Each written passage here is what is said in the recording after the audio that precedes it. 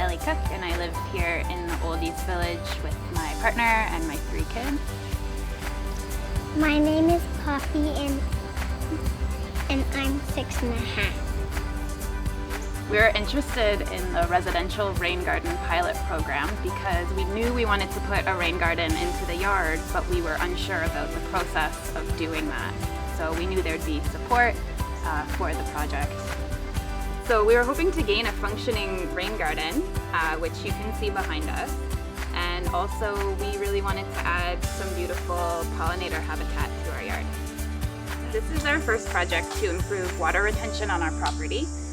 We are transitioning our front yard into pollinator habitat, so this pairs really nicely with our goals for our yard.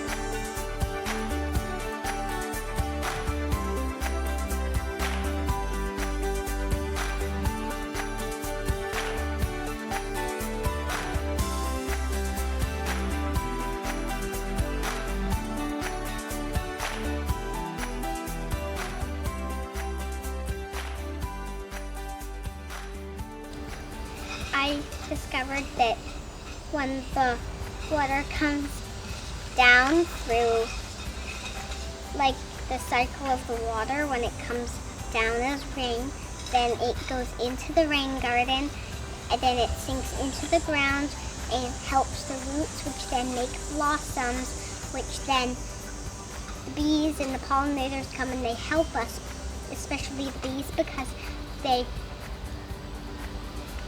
make honey for us from the flowers. We learned that runoff goes along hard surfaces and it carries pollution into the Great Lakes, which then we drink the pollution out from the Great Lakes in our drinking water.